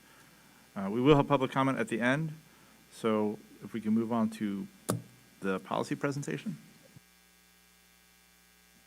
Yeah, so the final item is policy, which is board action, policy 006 meetings, and I'll hand it off to Mr. Desnoyers. Thank you, Mr. Rogers. There's just one minor update to policy 006 meetings, and this is up for consideration tonight because when policy 006 was recently updated, the update introduced some conflicting language. So this new update is simply correcting that conflicting language, specifically by specifying that board members are notified at least 3 days in advance of the preliminary agenda and at least 1 day in advance of the final agenda for all meetings. That's the sole update to this policy. Thank you very much. Thank you, Director Desnoyers. Any comments from the board about the policy update? No? Okay, great. At this time, are there any public comments about anything from the presentation? Please come to the microphone, state your name and address, and thank you very much.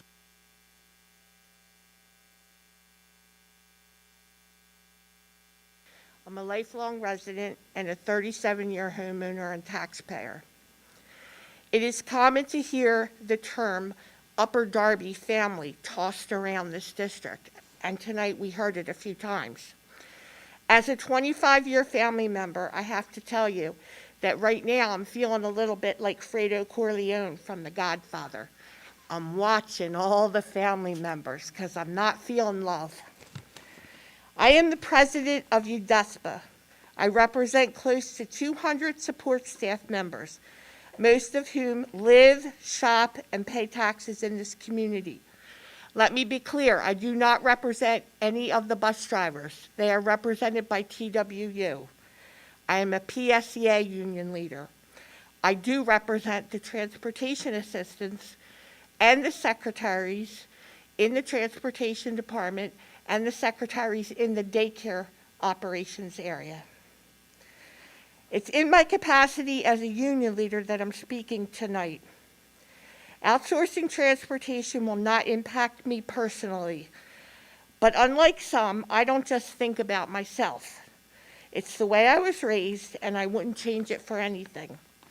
I rise to ask the community and the board to be critical thinkers.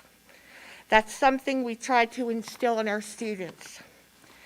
If we are truly family, and if the administration is truly trying to be transparent, and if they truly have not only what is best for the district, but also the family members or the workers at heart, then ask yourself these questions.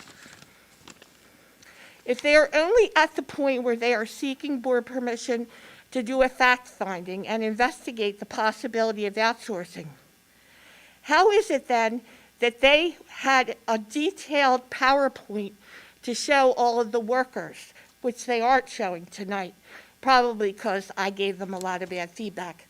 How would they have that information when they haven't received any RFP information back?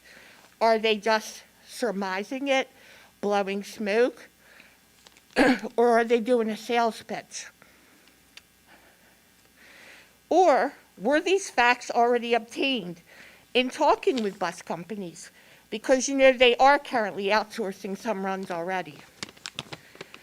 Also ask yourself, why would you represent, not one time, but in two separate meetings, even after it was brought to your attention in the first meeting that part of the PowerPoint and what they were saying was deceptive to the workers, they still presented it in the second meeting.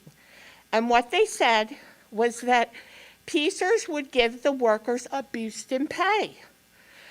Why would they use terms like workers could double dip and suggest that certain workers could collect their pension because they would terminate service with the district by now working for the outsource company, and then still work for the outsource company?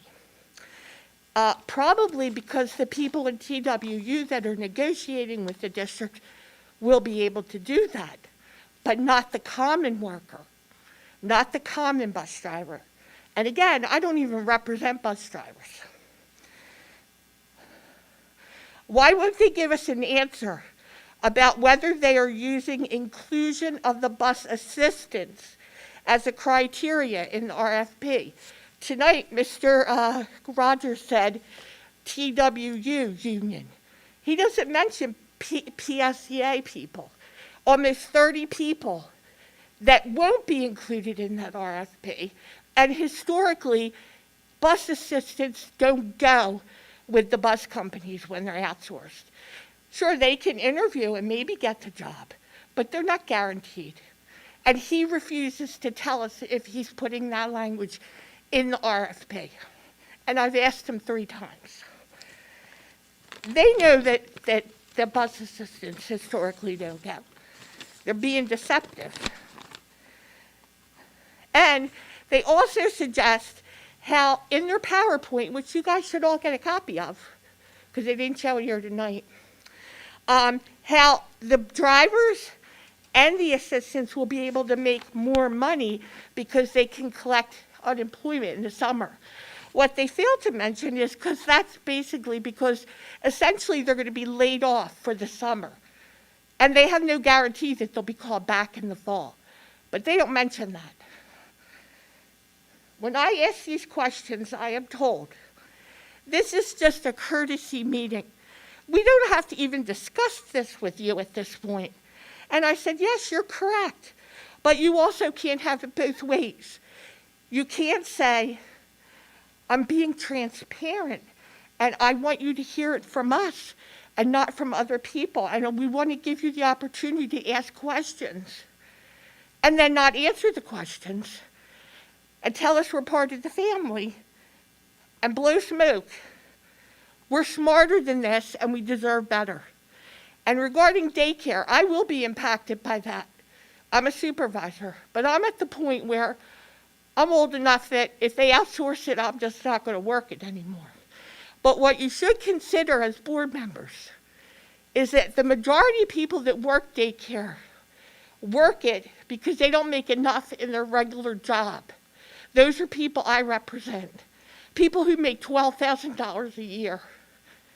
Okay? And this is helping them to add a little to their piecers and make ends meet. And I know daycare is a money-losing business. I know it is. I could see it from an accounting standpoint. Why would you would want to do that? But think about those workers who now aren't going to have anything at the end of the rainbow to maybe live on. They're probably, half my people are probably going to wind up on welfare anyway because of what they make, their piecers and their Social Security isn't going to give them enough to live. Okay? So we'll be paying for them that way. All right? And there are going to be more people leaving the district because they'll say, I can't even make a little extra work in daycare. And don't tell me the Y's going to pay them a higher wage because I worked there for 14 years. And I can tell you they don't pay their child care workers enough. So that's all I have to say. Thank you, Ms. Kennedy. Before, Mr. Field, would you like me to respond? Yeah, 1 second. I'll let you respond. I do want to speak. So there's two things that we're looking at: transportation and daycare. And so there are two separate things that have two separate decisions.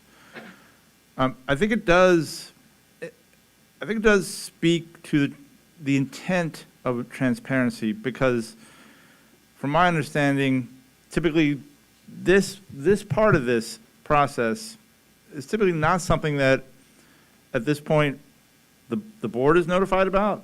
At this point, the unions are notified about. It's already started. And so it was a board decision to put this on the agenda so that the public and the people affected by this, but everybody understood that we were looking at this. And so what you take from the meetings you've had that I wasn't a part of, that's what you take. But the intent is to be transparent. That is the intent is to bring people along, is to make sure people are informed every step of the way. Well, look at the PowerPoint that they gave us. Ask them for that. And if you think that was being transparent. Okay, I'm going to let Mr. Rogers speak to that. I'm going to let Mr. Rogers speak to that. But that is our takeaway. And Mr. Rogers, go ahead with, hold on a second. Well, hold on, board president. No, I'm all right. Okay, Mr. Rogers, go ahead with your response. So first, I just want to make it very clear. Again, this does not mean we are outsourcing any of the services, but to be clear, what will be put into an RFP is daycare services. Separate from that will be transportation, which would include the two unions I referenced, Udespa and TWU, and the two positions that I referenced, bus drivers and bus aides, two different positions, two different unions. They will be included into the RFP. The purpose of that is to make sure we're gathering all the facts that we would possibly need to make a decision. There are scenarios, multiple, that could result in nothing being outsourced. A scenario where it's fiscally responsible and mutually beneficial of the bus drivers to be outsourced and not the aides, and the aides stay as district employees. There's also a scenario where all of it is outsourced and Udespa keeps their employees as union members, but are hired by the transportation company. The TWU union members stay as TWU union members employed by a contracted service. So I'm sorry if it was not made clear earlier or in my previous meetings. I have talked multiple times with the TWU leadership who have been part of these meetings, and they have not had the same experience that Ms. Kennedy has. I will say that the presentation she's referencing was about 2 or 3 slides long. The bigger piece that she's pointing at was we presented numbers associated with the change in working for a district versus a transportation company. There was no need or information that would have been required to obtain what was on the screen. What was simply there were 2 things that really make a big net impact to the net pay of an employee. When you remove 7.5 to 10.3% of a contribution to PSERS, which is what the deductions are for an employee, depending on which classification they are in PSERS, when you remove that deduction, you are not contributing that dollar amount out of your pay and thus increasing your net pay. The secondary piece that was another direct impact is the unemployment that you would receive, or that a transportation driver could potentially receive through working for a private company. Luckily for the district, and I'm sure that everybody in the room would share my sentiment, we're lucky to have Mr. Marvin Lee, who has a vast knowledge and experience in transportation. He's worked in the school district of Philadelphia that has outsourced many, many runs. And they do it in a hybrid approach where they have some of their own runs and they've outsourced them. Over his career, he's gone through this process many times. So we have internal knowledge in Mr. Marvin Lee that was able to conclude how much projection we could put on an unemployment amount. So there was nothing misleading in those presentations. So respectfully, I disagree. Unfortunately, maybe we should have explained more specifically in those meetings that removing PSERS in itself, which is a fact when you go through outsourcing, and the unemployment, which is a fact when you go through outsourcing, did not mean that we were not being transparent. As for the double dip conversation, it is absolutely accurate that if you are an employee of the school district of retirement age and you are vested in PSERS, you can pull your pension and retire through PSERS and work for a private entity. In turn, you would be paid your pension on a monthly basis, as well as wages for a private company that is no longer eligible for PSERS. When you look at, and this is way more information that would be provided in the future if we, when we go through this process, but we do know the demographic of our drivers. There's 110 drivers. 85 of the 110 drivers have less than 10 years of service within PSERS, which means they have not reached the vesting stage based on the date of their hire. So there are less that are impacted by that conversation of a potential quote-unquote double dip than the vast majority of 85 of 110 that are not vested at this point. But I don't want to go into the minutia of that. That's just us doing our own due diligence internally of where our demographics exist with our own employees. Thank you, Mr. Rogers. I do want to remind everybody, we're going to have a presentation, a detailed presentation on this down the road. This is just an informational, letting us know that the administration is going out to look at some numbers, and it's going to come back with details. The board doesn't have any of those details yet, and we can't have them until people go look and come back with them. And I respect that right. Okay. For you to do that. Board President Brown has a statement. Ms. Kennedy, I just wanted to say I appreciate your concerns, and obviously you're an excellent advocate for the people you represent. I do want to say that I think in this case, or in many cases, our administrators are guilty of being too transparent. So I think he provided a level of detail, and he's being held up to scrutiny as a result of that by trying to be open and share a lot of information So he's, being held to that and answering questions to that. So I give him a lot of credit. I think Dr. McGarry has set a precedent for transparency, and I think all the administrators try to provide a lot of information. And, we have board meetings sometimes that are probably tougher than they should be, or they have to be, I should say, because of the amount of transparency, and we try to over-communicate and provide a lot of information. This is no different than that.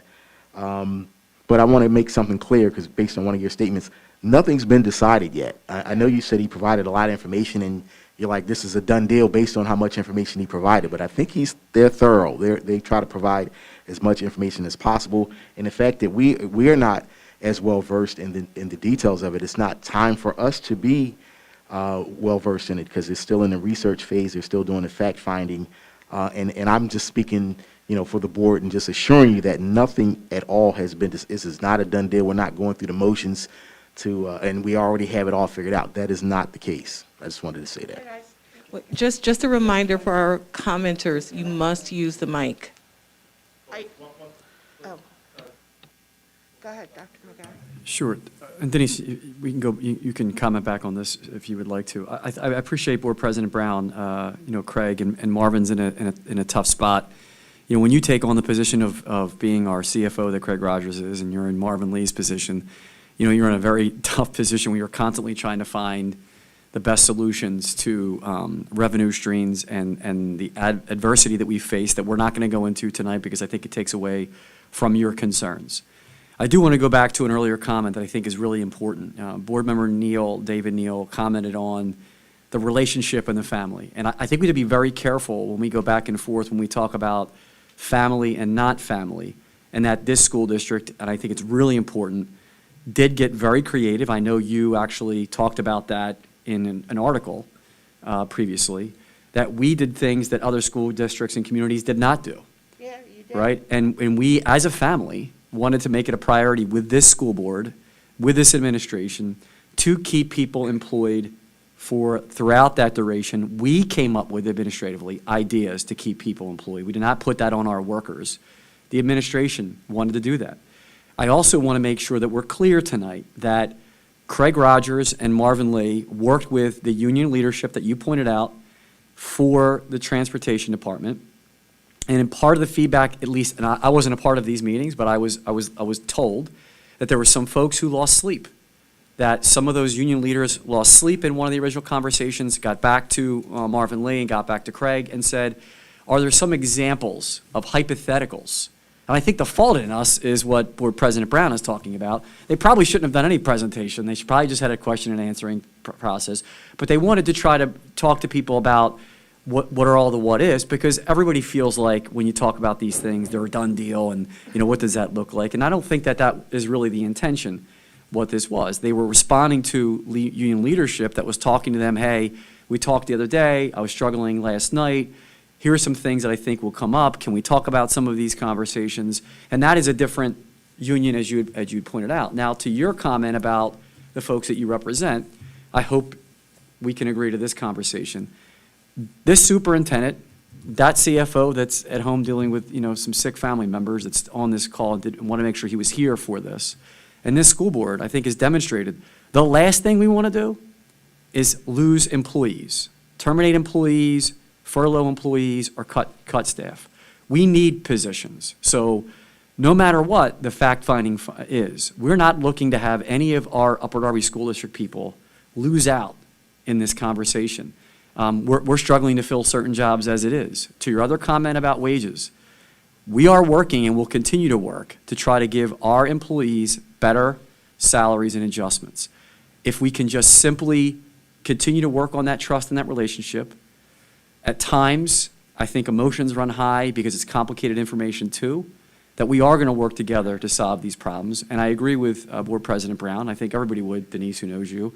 You care about kids, you care about the school district, and you care about your employees. And that's. And you love me. You tell I me do. every I do love meeting. you. Yes. And I loved. Because you know I have heart, right? And I can relate to passion and those things. I think what we have to work on to continue to do is we can't be glib about the use of the term family on one hand, and then just humor me for a second, and then on the other side of it say, well, it's not working to our advantage. I think we've clearly demonstrated that we do care, and we're going to continue to care, right?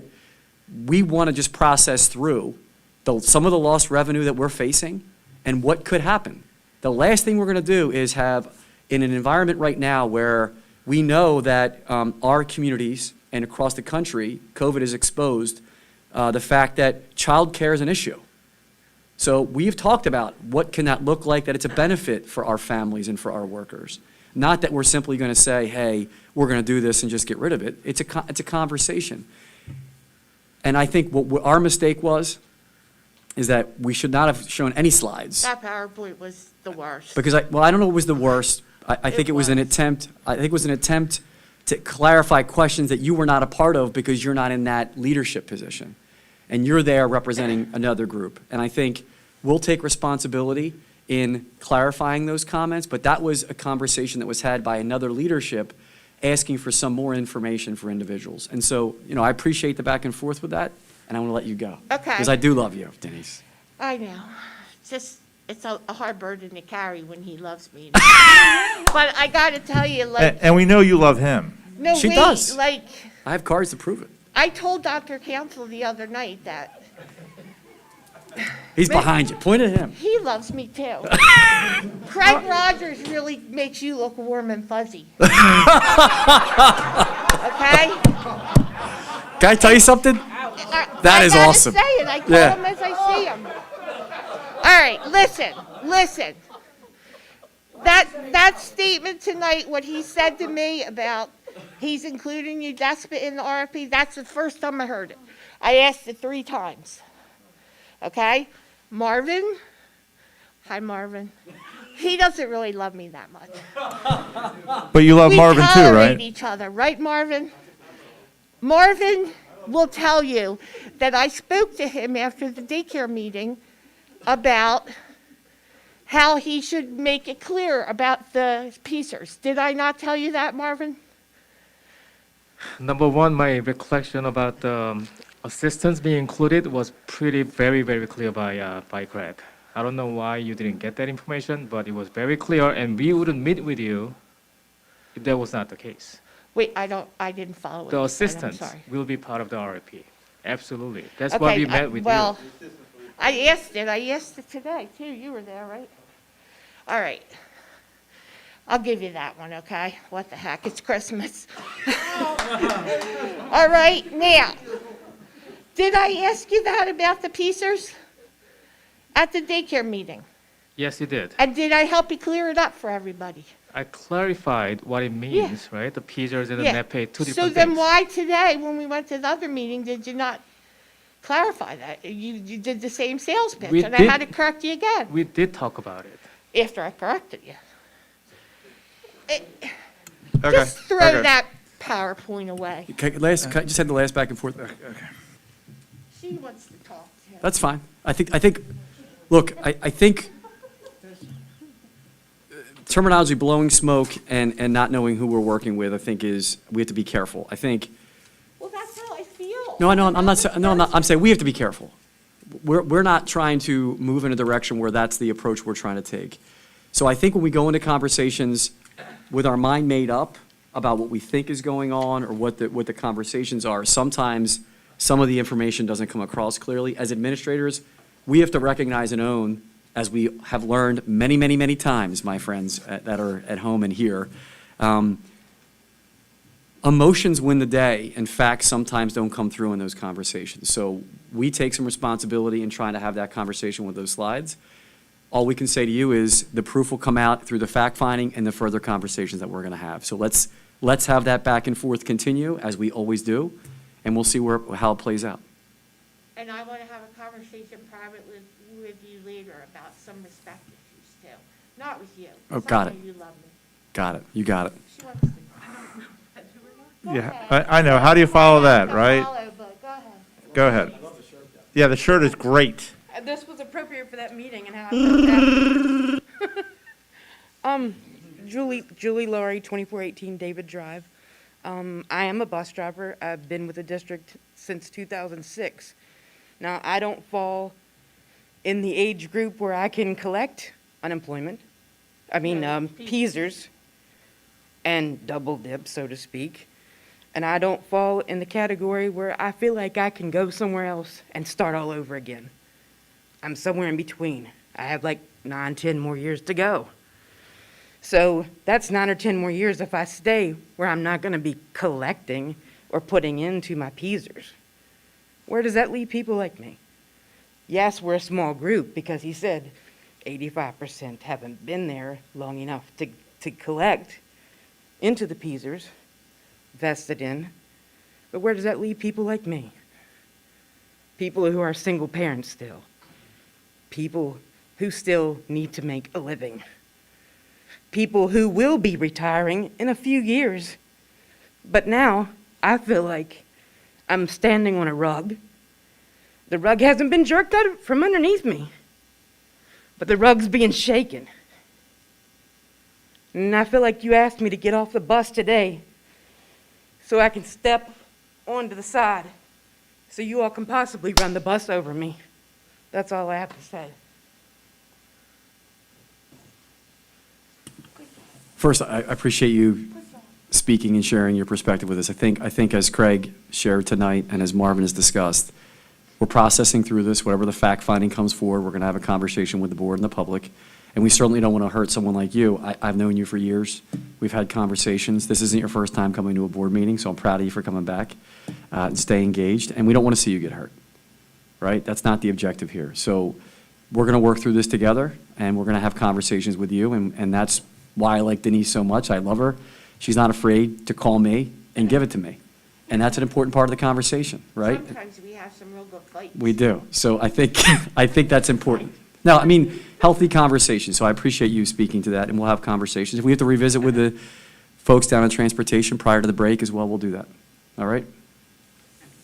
Just so you know that there are a lot of people who are upset. There are a lot of people who are very angry. There are a lot of people who don't understand or don't know down there. Just the atmosphere itself was so much different. I was going to say something else now.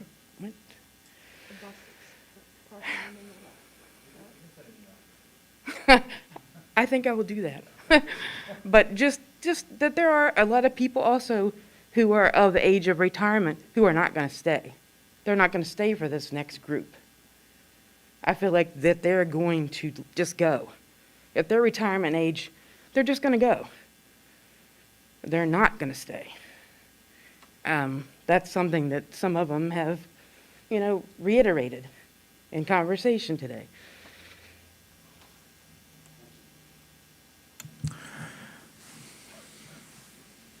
Mr. Rogers, will you review the agenda items presented this evening? Yes. So again, tonight we had 3 agenda items. The first was an informational presentation regarding the vendor fair and the upcoming vendor fair on January 17th. The second was fiscally responsible fact-finding, which was informational that we've discussed here at length. And the third was policy for board action. 006 for meetings would require the board to make a decision on moving that forward or not. Mr. Fields and Board President Brown, I just want to reiterate, I know that we had called for a summary. There were no other public comments other than the public comments that were in the room for this particular committee meeting. So I think you have one item that you were discussing to move forward, which is the policy.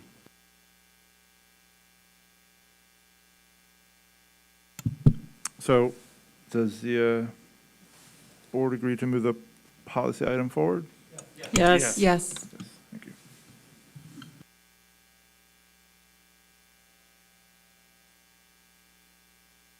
And I think it's the only item that needs to be moved forward. So, Board President Brown. Favorite part of the meeting. A motion is in order for the adjournment of the Finance and Operations Committee meeting. So moved. All right. Meeting adjourned. Have a good night and a fantastic holiday, everyone. Yes, Take be care. safe. Enjoy the holiday.